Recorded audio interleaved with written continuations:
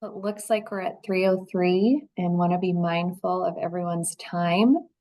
Really appreciate all of you joining us today. My name is Ashley Randall, and I have the privilege of serving as Commissioner at the Department of Agricultural Resources.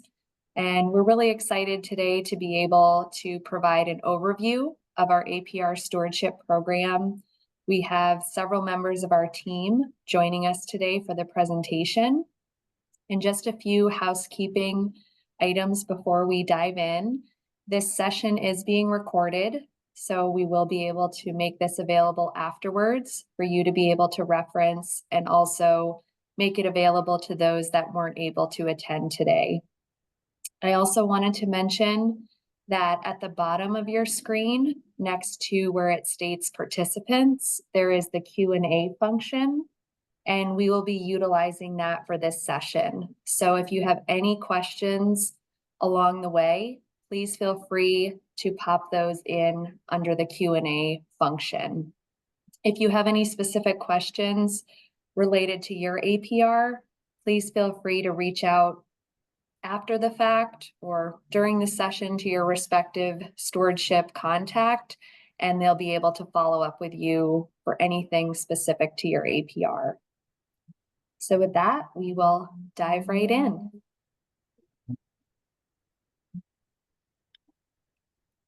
And next slide, please.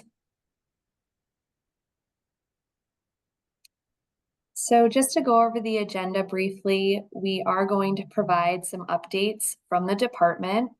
We will also provide territory updates and have staff introduce themselves for their respective stewardship territories.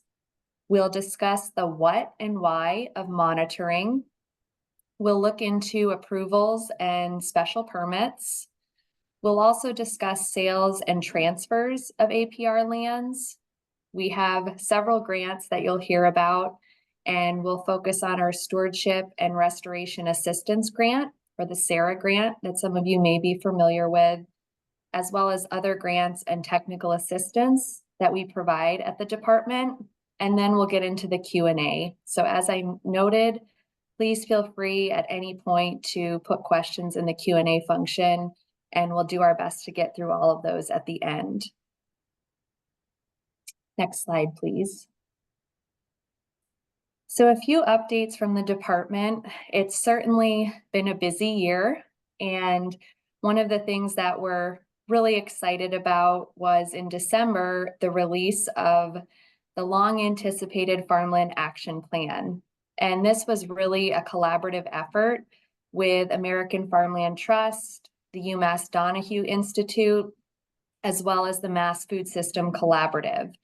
And the Farmland Action Plan will help to set our goals and priorities around land access and protection in the Commonwealth. And this has been a multi-year process to get to the final release of the plan because we really valued stakeholder input, recognizing that land access and protection looks different than it did maybe 40 years ago when the APR program was started. And we also recognize that there's many pressures in terms of housing development, renewable energy, and really want to be mindful that land is a precious resource. And once it's gone, we're not able to get it back. And so the Farmland Action Plan will help us meet the goals around land access and protection in the Commonwealth.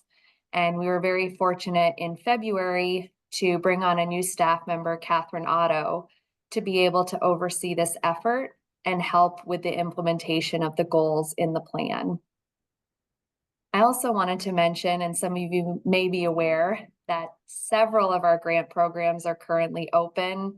As I stated, we will talk about those later on in the presentation, but one of the highlights I really wanted to bring forth is that the Popular Food Security Infrastructure Grant Program, which was formerly under our Secretariat at the Executive Office of Energy and Environmental Affairs, is now within MDAR.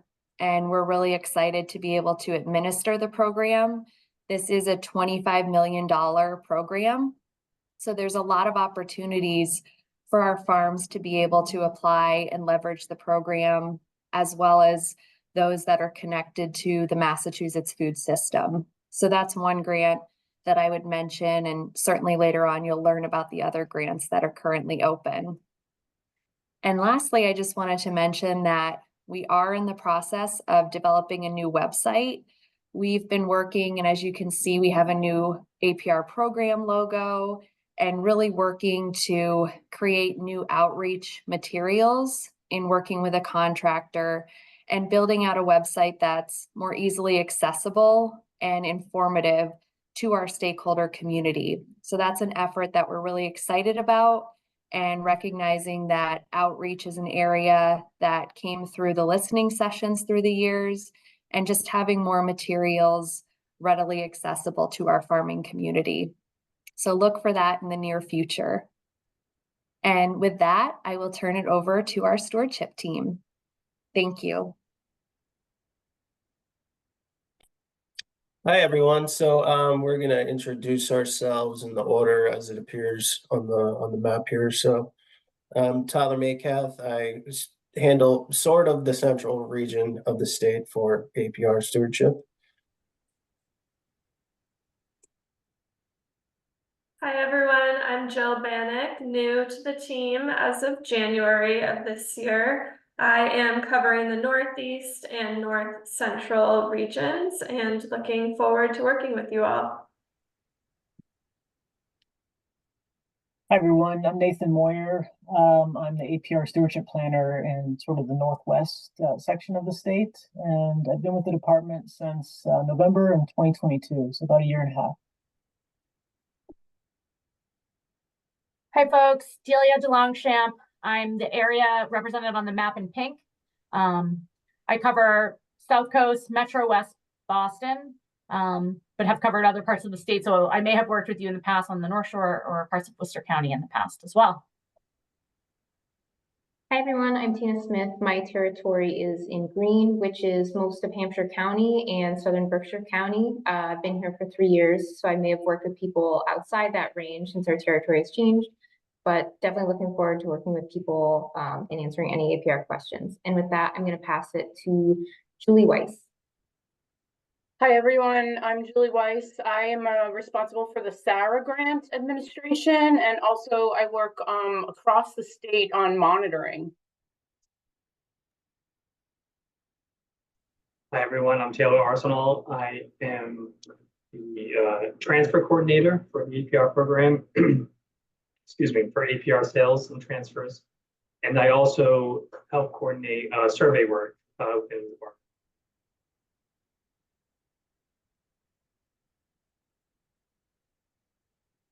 Great. Thank you, everyone, for introducing yourselves. I thought we could start briefly here with the laws, the enabling statutes that establish our APR program. So APRs, they're a public interest held by the Commonwealth and the Department in private property as authorized by these Mass General laws. And we use the definition of agriculture and horticulture as it's defined in Chapter 61A. Our program was established by Chapter 20, Section 23, and 330 Common Mass Regulations 22.0. Those are the APR program regulations to implement these Mass General laws for APRs. So next slide, please. So as stewardship planners, we do a few different things. And one of them that we spend a significant amount of time doing is either monitoring APRs or reviewing contracted APR monitoring reports. We have different kinds of monitoring visits. We do on-the-ground visits with you, and we love meeting with you and learning about your operations. We also do off-site phone call monitoring and aerial photography review. Generally speaking, you should probably expect to see us about every 5 years or less as we've expanded our stewardship capacity to better serve your needs. When we come out to the land, of course, we are looking at compliance, but there are other reasons for us to monitor your land that are important to learn about trends around the Commonwealth, climate change impacts to your land, and to learn also about farm needs and succession. And it's also an opportunity for us to share information with you. Next slide, please. So again, there are multiple reasons why we need to monitor our APR land. For the department, it holds the public interest in the land and public confidence in our program. So our program can continue to get funding from the legislature. It's an opportunity for landowners to get technical assistance, referrals, information on grants, lots of stuff like that. We all try to keep abreast of as best we can, department resources and not. And we also have to remain in compliance with tax regulations. It's more complicated than we can get into here, but at the time you assign an APR to the Commonwealth, if it was through a bargain sale, you may be able to get tax benefits through that. And the IRS regulations that are associated with that are extensive and they require monitoring and enforcement. Next slide, please. So another big thing we do as planners is we help you with approvals for your farm. And these are certificates of approval and special permits. So certificates of approval are for structures, excavation, labor housing, other kinds of agricultural structures, both permanent and temporary. Special permits are for non-agricultural commercial activities that are ancillary to the ag purposes of the APR. We also do waivers from the department's interest in rights of first refusal and options to purchase at agricultural value. Taylor Arsenal is going to talk about that a little bit later. Next slide, please. So what does not need approval? Day-to-day ag and farming activities. You don't need approval to do that. That's the purpose of the APR. Forestry generally does not require approval. Maintenance of existing structures, farm roads, you don't need approval for any of these items. In addition, please refer to your APR document because your document may be more or less restrictive of these items. You may be allowed to do more items than a typical APR owner does because every APR is different. Next slide, please. So in general, when we're processing approvals, we do this through applications, and we have different policies and guidelines that we use to evaluate proposals on APR. These are found on our website. So first we look to your APR document, and is it something that you're allowed to do on with your APR document? If it is, we look to the policy, if it's relevant to what you're proposing. And then finally, we look to the regulations and any other applicable laws if necessary. And sometimes when we're evaluating proposals, we also need you also need approval from co-holders, which are typically municipalities and or USDA, NRCS on certain APRs. So that may also come into play throughout the approval process. Next slide, please. So to evaluate your proposals on APR, we have monthly meetings, which is the APR program staff. If you've been around for a while, you may recall in the past that these proposals used to go to the Agricultural Lands Preservation Committee for consideration. They no longer do that, but that body does hear appeals if you are denied by the department. So at this juncture, we have established a tier system to hopefully expedite approval of common things and to give more consideration to certain proposals that require more time and attention because of policy considerations or impacts to the APR land. And next slide, please. So again, this is kind of how the process works at this time. If a landowner has a proposal or funding, you're going to work with your APR stewardship staff member, like me or any of my colleagues. And if it's confirmed that it's on the land and it requires approval, then you will make an application, which you will probably email to your stewardship planner. That planner may follow up with you for a site visit or not, depending upon the nature of your proposal. And that proposal typically will be received at the next monthly approvals committee meeting. That's what DARC means. And we make recommendations to the commissioner's office, which are also reviewed by the legal services department. So as staff, we do not approve your requests. We pass along recommendations, which are reviewed by management, legal, and then finally at the discretion of the commissioner. Sometimes there is a compliance check when the project is completed, other times not. Sometimes there are checks for special permits for non-agricultural commercial activities, particularly if you're trying to renew an application for those activities. For minor proposals, such as a well, there may or may not be a compliance check. So generally, this is how the approval process is working at this time. And with that, I'm going to hand it off to Dave for some more details on our renewable energy policy and also our policies around housing. Thanks, Tyler. Hi, everybody. I'm David Viali. I supervise the APR program. I've been with the department for close to 6 years and about 3 years in this role now. Glad to see so many folks here. Solar is a very, frequent question these days and seems to be getting more frequent as each day goes by. So we thought we'd spend a little time on this. Some high-level highlights of our renewable energy policy.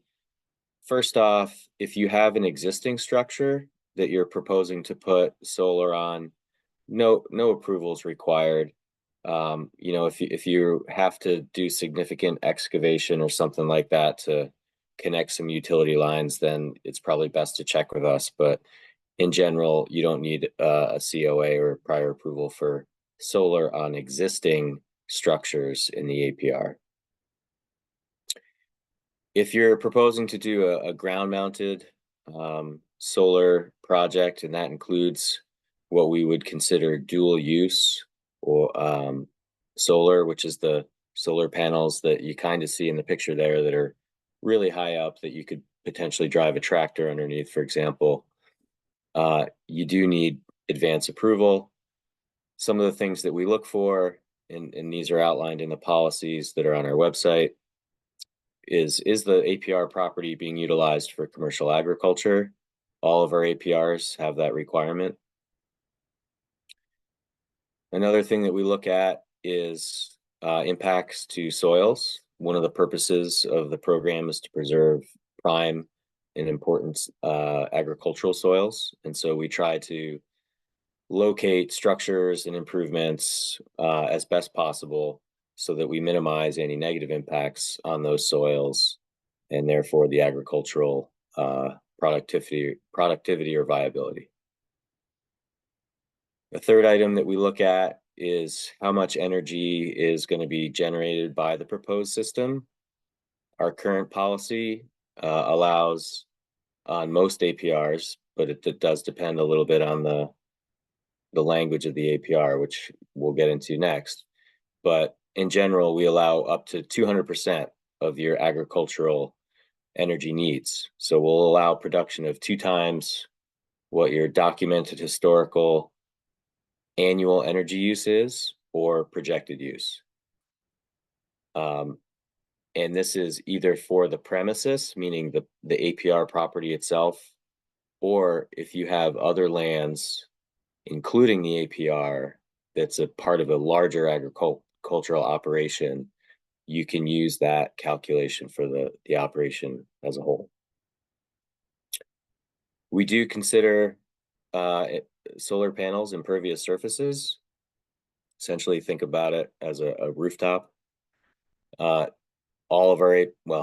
of our APRs have an impervious surface limitation directly in the document themselves, and our regulations limit impervious surfaces to a maximum of 5% or 5 acres, whichever is less.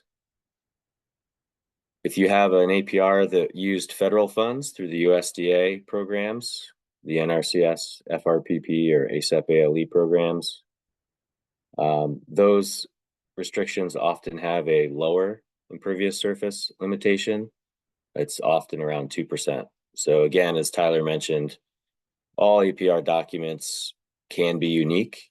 And so it's really important to look at your APR document first to see what your specific document says for your specific property. In addition, a lot of those federal APRs limit the generation to the actual premises. So our policy is a little bit less strict than the language for some of those federal APRs. So again, it's really critical you look at your specific document to understand what the language is for your property.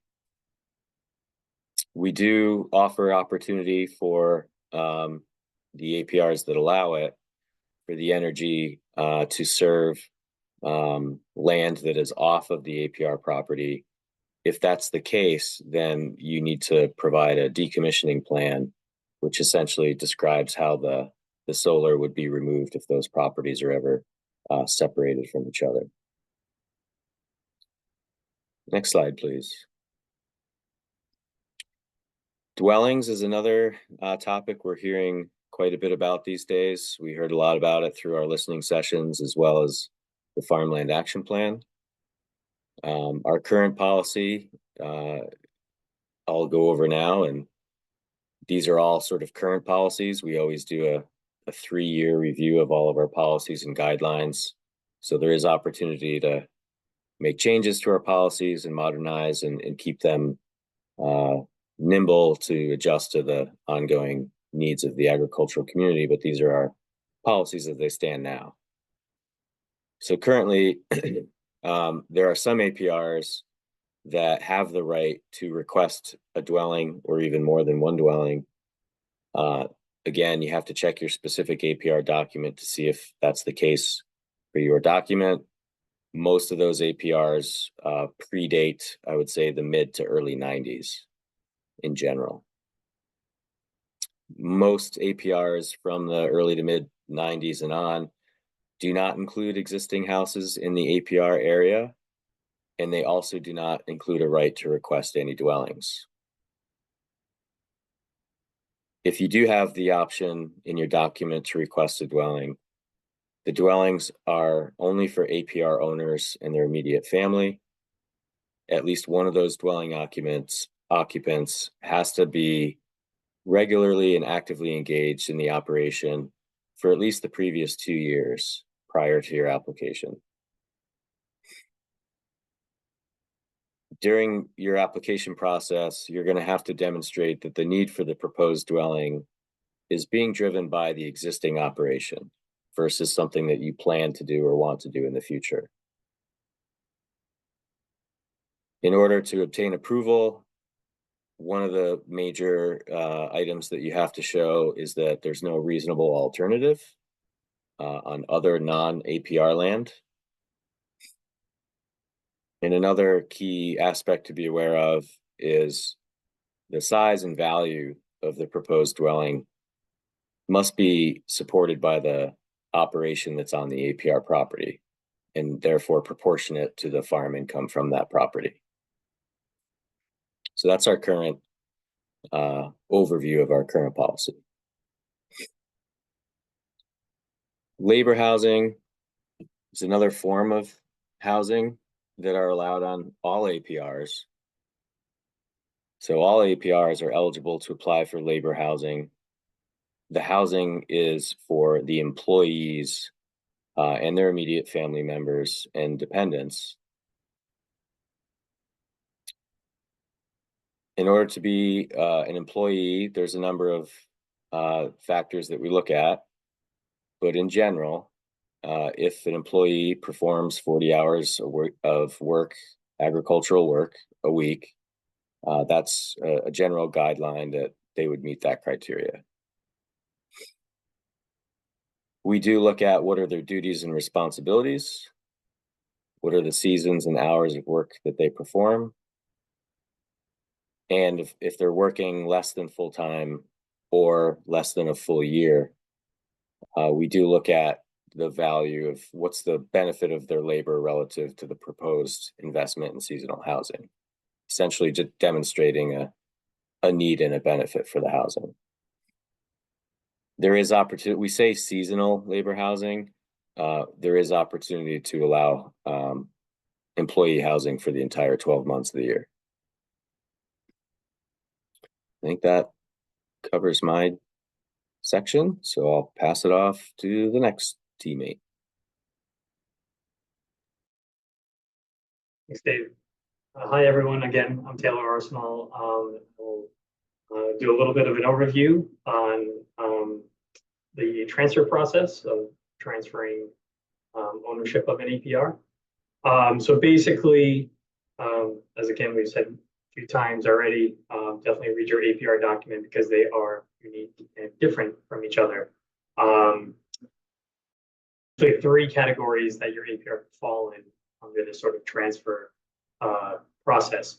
The earliest APRs between 80 and 85 do not have in process for us to review for when the APR would transfer. And then fast forwarding into 1986 and 1992, we began introducing a right of first refusal into our APR documents. And in this process, we would be reviewing who the buyer would be in terms of their farming background and their experience and what their agricultural plans are for the specific APR property they are interested in purchasing. And then the last category is what we call OPAVs, or option to purchase at agricultural value. This is our sort of most current APR document is structured this way to have an OPAV. And these, we not only review the buyer, but we review the price as well to make sure that it is selling at fair market agricultural value. And I'll talk a little bit more about that in a second. And then you should understand that for those that do have the review process,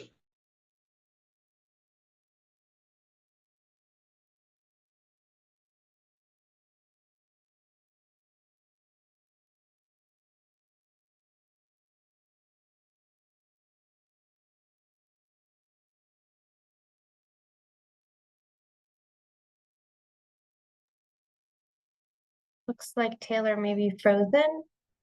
So just give him a second to see if Taylor can come back. If not, we may want to move to the next speaker and come back to this portion.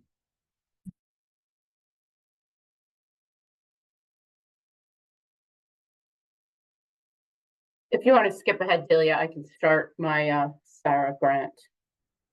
See if Taylor comes back.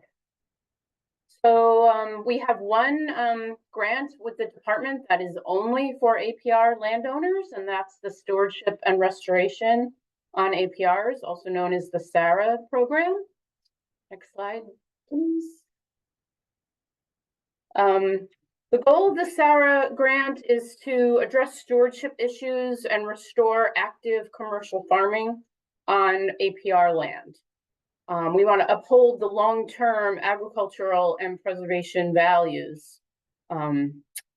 Projects restore the land itself. They don't pay for improvements. So for example, we can clear out overgrown fence lines, but we can't pay for new fences. Or we can remove a structure that's past its useful life, but not build a new structure with the SARA funds. Funding availability, SARA will pay for 85% of the total project cost, up to $35,000, with a minimum of the 15% match. You can apply more than once, multiple years in a row if you have a big project and you want to break it down, or you have separate projects that you can't do all in one year. Someone asked about in the questions about nonprofits. SARA is one of the grants that's available to nonprofits and municipalities who own APRs. They get a slight deduction in score, as they usually have other funding sources that farmers are not eligible for. And when you're applying, if you're going to apply, let me remind you to include associated costs, such as tilling to prepare an area that's been cleared, and then the seed and fertilizer, to make sure that those projects are sustainable in the long run and not just going to revert back to growing up again. Like I said, the match requirement is 15% of the total project cost. And the SARA grant is a reimbursement grant. You pay for the project, do the work up front, and then you're reimbursed. It is a smaller loan, and the Farm Service Agency has a microloan program that you can use for this type of work. So you can get a loan to pay and bridge that gap between when you have to pay and when you're reimbursed. Another question that came in was about clearing trees to plant an orchard. All the work for SARA has to be done on land that's within the APR and had to have been in active agricultural production at closing. So yes, we could clear trees if it met that requirement and was not let go out of production by the current owner. We can't pay to clear a longtime forest area to plant crops. The timetable for the contracts, April 18th at 2 p.m. is the final deadline for this year's round. If it comes in at 2:02, contract rules allow us that we can't take it. So it has to be by 2 o'clock. For the rest of April and May, we'll be doing some review visits. And then in early June, we'll do scoring. The rest of June through July and August will be EEA review and selection. And then in September and October, we'll do the contract documents. And just remember that you can't begin, even if you've been told you get the grant, you can't begin any of the work until after all the contract documents are signed. And then for this round, you'll have to finish the work and pay for it by June 30th of 2025. And it seems like it's a small window to get the work done, but usually the projects that SARA mostly is doing are kind of off-season projects. So the October to June timeframe usually works out pretty well for folks. And then as soon as someone lets me know that they're done with their project, I'll come out and do the review visit and we'll get you reimbursed. Next slide, please. This grant has some tricky eligibility, and if you have questions about that, don't hesitate to give myself or your planner a call. Basically, we don't pay a landowner for lack of maintenance or management. So we're primarily working with successive owners after a property turns over, either within the family or it's transferred to a new owner. But a few years ago, we did add that things that are out of a landowner's control, like the results of weather or third-party influence, can be eligible as well. So I'm happy to answer questions anytime while the application period is open. I can't answer specific questions about projects, but I can answer general questions about the grant. After April 18th, if you didn't get your application in or you want to think about the future, I'm happy to come out anytime and look at a project and talk about, how it might work and how the grant could help you. And also, if you want to be notified in the future for when the grant application period is open so that you have as much time to get your application in, just let me know, and I will put you on a notification list so that you find out as soon as the grant is open. Next slide, please. While you absorb those stats, I'll talk about a few of the projects we've done since 2016 when this grant was available. We've done lots of field edge and fence line overgrowth clearing. We've cleaned out some areas, some buildings, some trash, debris, tires. We've taken out some rock walls, like interior to a field, to allow for equipment to be more efficient, but not boundary rock walls. We've done some pond restoration and dredging. We've done erosion repair of fields and roads. And we've done some drainage and drainage repair and installation. And I have a feeling we're going to be doing a lot more of that in the future after last summer. That's going to be a popular item, I think, this year. Please, when you're sending in your applications, remember to send a map showing where the project is, especially if you haven't spoken to one of us about the project, so that we know where you're planning to do it. And also good quotes, including designs and details for excavation projects. And that's all I have. I look forward to working with some of you on some great upcoming projects. Taylor's back.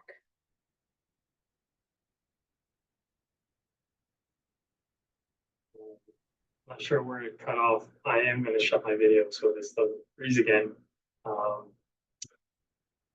So I think it was right around this second bottom half of the slide here. Just wanted to mention that for APR transfers that do have OPAVs and right of first refusals, there is a period for us to make a decision on whether to waive or not and allow the sale to go through to the prospective buyer. Typically, that time range is either 60 or 120 days, but you do have to check your APR document to understand what that timeline is. Next slide, please. So if you are a current APR owner and you are in a position to transfer your APR, again, you're going to want to confirm whether your APR document either contains right of first refusal language or OPAV language. I can certainly assist with that. You want to understand, have a concrete understanding of your APR boundary to make sure that all of the APR land is being proposed to transfer to one buyer, or it could potentially, if it's not, it could potentially trigger a subdivision approval that is needed. You want to consider engaging an attorney or advisor to help you through the review process. It tends to make it a little bit more efficient. There are a lot of attorneys at this point that have gone through the process with clients as APR landowners and are very familiar with the material submissions and the different requirements. One thing you want to think about as well is to make sure that your real estate listing, if you are publicly posting it, is structured appropriately. What that means is it is helpful to have the listing designate that the property is encumbered by an APR. Sort of get that up front in the open so that any prospective buyers, can do their due diligence and understand what the requirements or rather restrictions of the APR entail. If the APR has an OPAV, you want to make sure that your price is based on fair market agricultural value, which there's sort of two ways to do that. You either hire an appraiser to conduct a new appraisal of the property, or you can do what we call an inflation calculation. We have guidance on how to do this calculation that I provide as well. That second option there, the calculation, basically that is based on the value of the original appraisal for your APR during the acquisition process when it came into the program. And the calculation basically applies inflation to that original value to see what that value would be worth in 2024.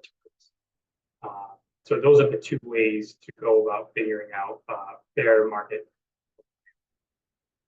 And then lastly, you want to ensure that when you have accepted an offer with a buyer, you want to make sure your purchase and sales agreement is structured correctly. What that means is you want to make sure that your anticipated closing date does line up with our review timeline. So again, if it's a 120-day review, you want to make sure that closing date is 120 days out at least, or else you could run into the potential extra step of having to extend your purchase and sales agreement closing date in the event that MDAR has not issued a decision yet. And if there is other land that is included in the purchase that is not APR land, such as house exclusion, you want to make sure that with APRs that have an OPAV, the purchase and sales agreement does break down the value consideration for the APR and what the value consideration is for the non-APR land. Next slide.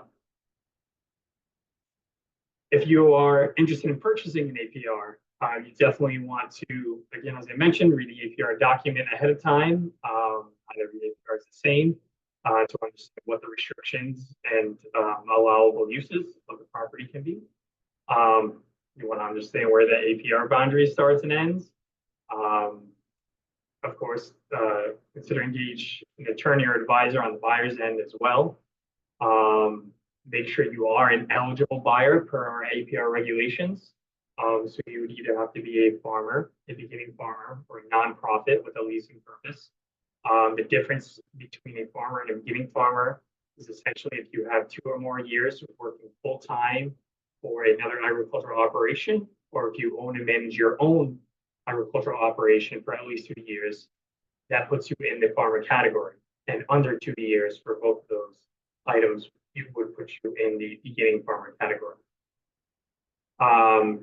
As a buyer, you will need to submit a farm business plan. And if you are a beginning farmer, you would also have to submit a financial plan. And that's basically the business plan. We do have a template for that is on our website. I can provide a copy to you as an optional template to use. And it asks, what your experience is, what your background is, and what your agricultural goals are and plans for the property. And a financial plan is going to look at things like an income statement, what your startup costs, what your expenses would be over the initial 5 years after purchasing the property. And again, if the APR has an OPAV, ensure that the price is based on the fair market ag value. And there's my contact info, and feel free to reach out to me on any questions on how that review process works. We covered this next section with Julie. We did this a little bit out of order, Taylor, in your absence for a moment there. So we're going to skip forward again. Want to save time enough for questions and some chat. So just quickly running through some of the grant opportunities that the department and our division offers. Julie covered the SARA grant, AIP, which is a specific grant for APRs, large structural improvements, large operational structural improvements or projects, things like pack and wash, retail stores, things fall under that. The CSAP grant is a combination, sort of an umbrella grant of a number of smaller program grants for anything from water quality to agricultural energy projects. The MEGA grant is a specific grant geared towards new farmers for smaller pieces of equipment often.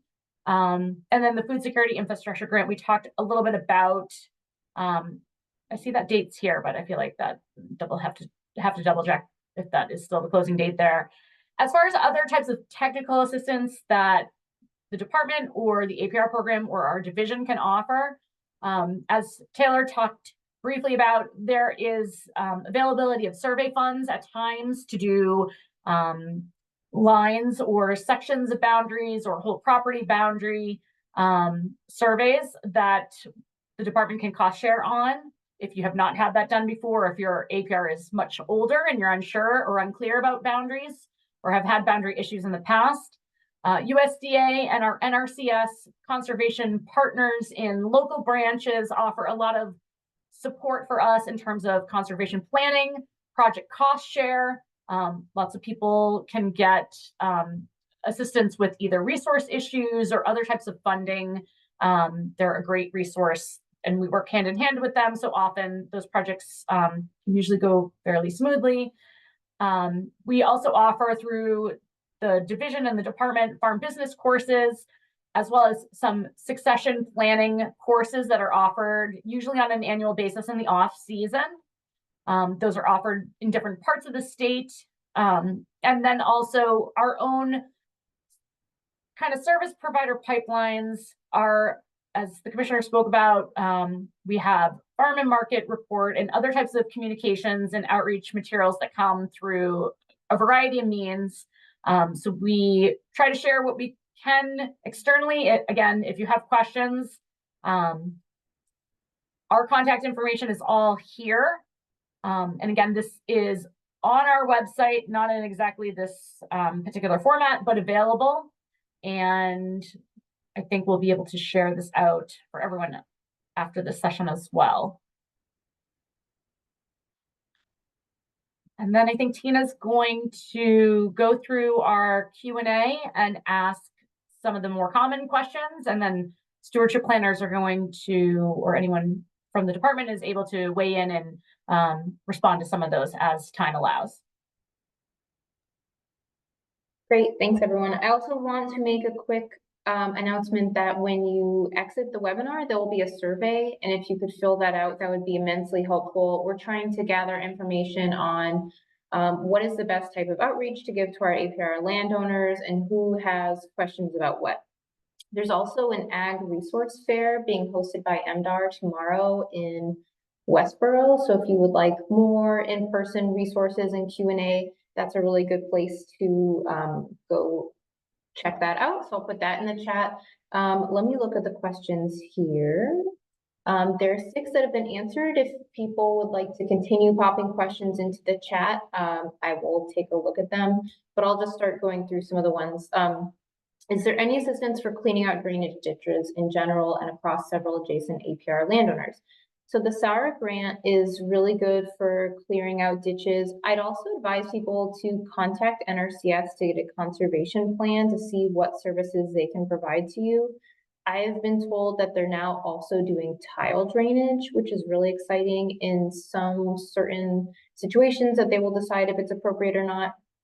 There's also funding available through CISA for people who are in CISA's territory of work called climatesmart.org, and they're providing sources of funding for one time. One of the types of funding, which is an NRCS practice, is called grassed waterway, which we take to mean a ditch. So that's a good source of funding for that.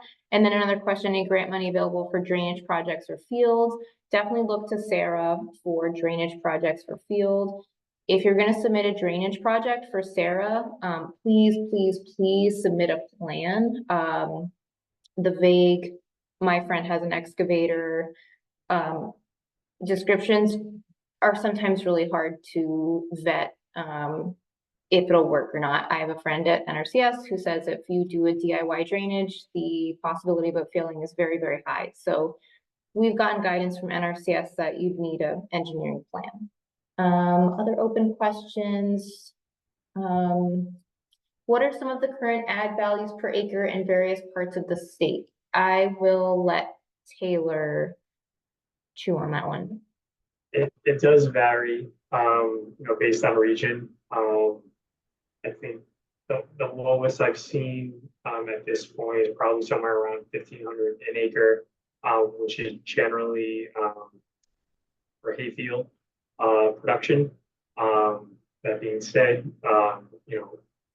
Connecticut River Valley, I've seen it as high as 13,000 an acre if it's completely open and tillable. dry, upland. So it really does vary. Yeah, and I'll just add to that, just to make sure everyone understands. I think, Taylor, when we say agricultural value, we're talking about restricted APR value versus unrestricted agricultural land. And in addition to that, our definition of agricultural value includes essentially three things. It includes the land value, which is what Taylor was just addressing. If there's an existing dwelling, it would include the dwelling value. And it also includes business value, such as infrastructure, capital improvements. So it like Taylor said, it can range dramatically based on location of the state, quality of the soils, what infrastructure is there. So it's really hard to just sort of generalize. But we do have the third most expensive farmland in the country. That did come out in the most recent farm census. And then we have a question, what negative impacts have you seen from solar panels on soil, impaction, temperature effects? I mean, we're not scientists, we're not actively studying that. We do have some solar installations on some of our APRs.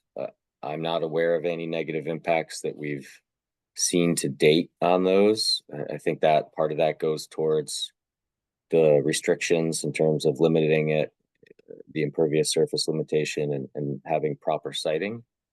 But that's, I would defer that question more towards, the organizations that are studying that more closely. But obviously, we're paying attention to it to inform how we might modify our policies and regulations in the future. Great, yeah, and I would just add that UMass has a solar experiment station, but the research is still pretty young, which does make it hard to make decisions about it. So where would I go to apply for a bridge over a brook? I have already received an AIP grant. So AIP, I'll just say again, every operation can do it once. It's an excellent opportunity. It stands for APR Improvement Program. If you've not done it, I very much encourage you to think about it. But that grant you can use for infrastructure on the farm, and it's been very, very helpful for landowners. So you've already received an AIP grant, bridge over the brook. We do not have money specifically for bridges. I would think that NRCS would be a good resource for that. It might be something you have to fund out of pocket, unfortunately. But I would definitely look at NRCS. I know they've done bridges for people before when water quality is an issue that they would like to mitigate. Because you've done AIP, you're not eligible for farm viability, which is a sister program that puts a temporary covenant. That's also an opportunity for people to get money for more, a broad range of projects that are not specifically called out in a series of our other grants. But unfortunately, I don't know specifically how you could fund that project. Yeah, I mean, you could also have conversations with some traditional agricultural lenders, FSA, Farm Credit East, et cetera, et cetera. They may have programs that are helpful in some way for that.